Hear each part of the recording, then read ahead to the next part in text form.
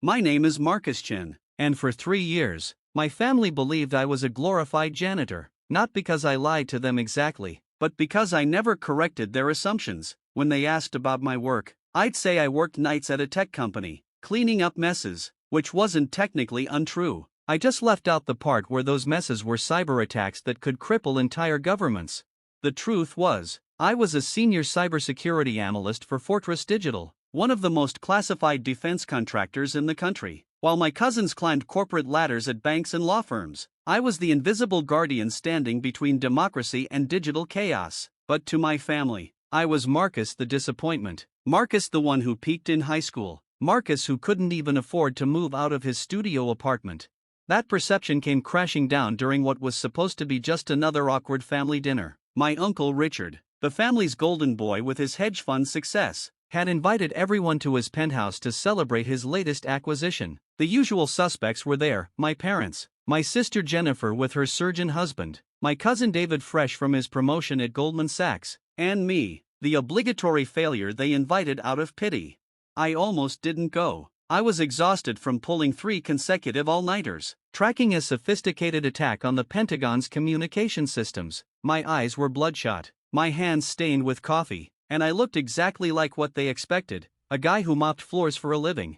The evening started predictably. Richard regaled everyone with stories of his latest deals. Jennifer discussed her husband's upcoming conference in Switzerland, and David mentioned his new corner office overlooking Central Park. Then came the moment I'd been dreading. "And Marcus," Richard said, turning to me with that patronizing smile, "how's the night shift treating you? Still, cleaning up at that computer place?" The table went quiet. I could feel their eyes on me, that familiar mix of pity and judgment. My mother gave me an encouraging nod, the kind you'd give a child who just fell off a bike. "It's going well," I said simply, cutting into my steak. "Must be nice having such low stress," David chimed in. "I mean, no real responsibilities, regular hours, union benefits probably." My father cleared his throat. "Marcus works very hard," he said defensively, though his tone suggested he didn't quite believe it himself. "I'm sure he does," Jennifer added, her voice dripping with fake sweetness. "Physical labor is so important. Someone has to do it." I set down my fork. For a moment, I considered telling them everything, about the sleepless nights, the classified briefings, the weight of knowing that one mistake could compromise national security. But I'd kept the secret for so long, it felt easier to just endure another evening of their condescension. That's when the doorbell rang. Richard frowned. I wasn't expecting anyone else. He left to answer it, and we could hear muffled voices in the hallway. When he returned, his expression was puzzled. "Marcus," he said slowly, "there's someone here to see you. Says it's urgent." Behind him walked a woman I recognized immediately, Director Sarah Coleman, my former boss at Fortress Digital. She was supposed to be in Washington for a congressional hearing. What was she doing here? She was dressed in a sharp business suit, her gray hair pulled back in a severe bun, and she carried herself with the authority of someone who'd spent decades in the intelligence community. The room fell silent as she approached our table. "I'm sorry to interrupt your dinner," she said, her voice crisp and professional, "but I need to speak with Marcus immediately. We have a situation." My family stared in confusion. Richard looked like he was trying to solve a puzzle with missing pieces. "I'm sorry," my mother said politely, "but I think there might be some mistake. Marcus works in building maintenance." Director Coleman's eyebrows rose slightly. She looked at me, then back at my family, and I saw something shift in her expression. Understanding, maybe, or perhaps amusement. "Building maintenance?" she repeated slowly. "Yes," Jennifer said, jumping in. "He's a custodial worker at some tech company. Works nights, you know, cleaning offices and things." Director Coleman was quiet for a long moment. Then she did something I never expected. She smiled. "I see," she said, looking directly at me. "Marcus, would you mind if I clarified something for your family?" My heart stopped. The classification levels, the non-disclosure agreements, the years of secrecy, it could all come crashing down in this moment. "Director Coleman," I started, but she held up a hand. "It's all right," she said. "Some things are more important than protocol." She turned to face my family, and when she spoke, her voice carried the weight of absolute authority. "Ladies and gentlemen, I'm Director Sarah Coleman of Fortress Digital. I've had the honor of working with Marcus for the past 3 years. He wasn't cleaning your buildings, he was cleaning up threats to national security. The silence that followed was deafening.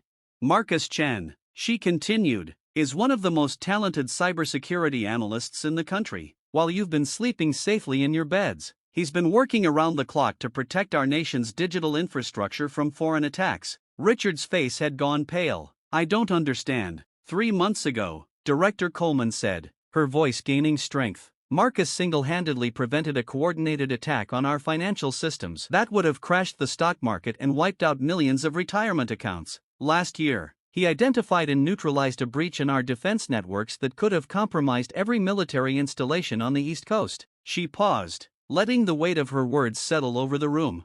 The reason Marcus works nights isn't because he's a janitor. It's because cyber criminals don't keep business hours. The reason he looks tired isn't because he's lazy. It's because he's been carrying the weight of protecting all of you, and you never even knew it. My mother's hand had flown to her mouth. Jennifer was staring at me like she'd never seen me before. David looked like he might be sick. But, my father stammered. He never said anything. He let us think. He let you think what you wanted to think. Director Coleman replied sharply. Because his work is classified at the highest levels. Because he took an oath to protect not just the country, but the secrecy of how we protect it. Because he's been sacrificing his personal relationships to serve something bigger than himself. She turned back to me, and her expression softened slightly. Marcus, I'm here because we need you. There's been a breach at the Department of Energy. The same signature we saw in the Kazakhstan incident. We need our best people on this, and that means we need you. I stood up slowly, my legs feeling unsteady. How bad is it? Bad enough that I drove here personally instead of calling. I nodded, understanding the gravity of the situation. I'll get my equipment. As I moved toward the door, Director Coleman addressed my family one more time. You should know, she said, that Marcus has been offered positions at Google, Microsoft, and Tesla. He could make 3 times his current salary in the private sector, but he stays because he believes in the mission. Because he'd rather protect people than profit from them. She paused at the door. The apartment he lives in? It's not because he can't afford better. It's because he's never home long enough to care. The car he drives? It's not because he's unsuccessful. It's because he spends his money on equipment for his work, on staying ahead of the people who want to hurt us. She looked directly at Richard. Your hedge fund moves money around. Important work, I'm sure, but Marcus moves mountains, and he does it quietly. Without recognition, without thanks, because that's what heroes do. With that, she walked out, leaving my family in stunned silence. I followed her to the elevator, my mind racing. In the space of 5 minutes, she'd shattered 3 years of carefully constructed fiction. Director, I said as the elevator doors closed, was that really necessary? She looked at me with something that might have been motherly concern. Marcus, I've watched you sacrifice everything for this job. Your relationships, your health, your happiness. You've given us everything, and we've given you nothing but secrecy and stress. The elevator reached the lobby, and she continued.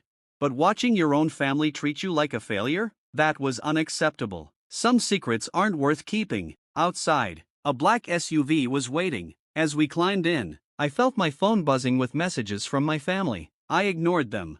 The breach, I said, switching into work mode. How long do we have? Best case scenario? 6 hours before they access the reactor control systems. I nodded, already mentally cataloging the tools I'd need. Then let's get to work. As we drove through the city, I thought about the look on my family's faces, the shock, the guilt, the sudden recalibration of everything they thought they knew about me. For 3 years, I'd carried their disappointment like a weight on my shoulders. I'd listened to their jokes, their suggestions that I aim higher, their barely concealed embarrassment when friends asked about their son. But now they knew. They knew that while they were worried about stock prices and social status, I was standing guard against threats they couldn't even imagine. They knew that their failure of a son was actually someone the government trusted with its most sensitive secrets.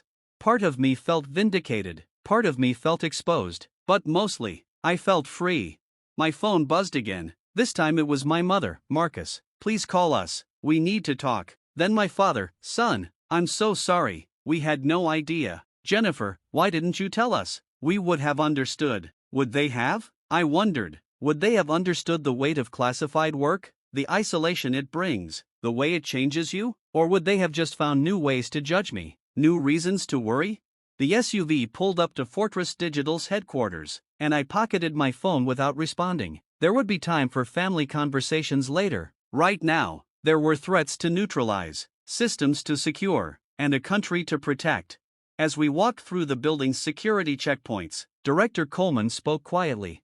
You know, Marcus, there's something else I didn't mention back there. I looked at her questioningly. Next month, you're being considered for the Distinguished Service Award. It's the highest honor our agency gives to civilian contractors. There will be a ceremony, press coverage, recognition from the highest levels of government. I stopped walking. Press coverage? She smiled. Your days of being invisible are over. Marcus, the world is going to know exactly who you are and what you've done. And your family? They're going to be very proud. As we entered the operations center, where screens glowed with data streams and my colleagues worked frantically to trace the breach, I felt something I hadn't experienced in years: anticipation. Not for the recognition or the awards, but for the moment when I could finally stop pretending to be less than I was. The night shift was just beginning, and I had work to do, but for the first time in 3 years, I wasn't doing it in secret. I wasn't hiding from my family's expectations or carrying the weight of their disappointment. I was exactly where I belonged, doing exactly what I was meant to do, and finally, everyone knew it. The threats were real, the stakes were high, and the work was dangerous, but at least now, when I saved the world, I wouldn't have to pretend I was just taking out the trash.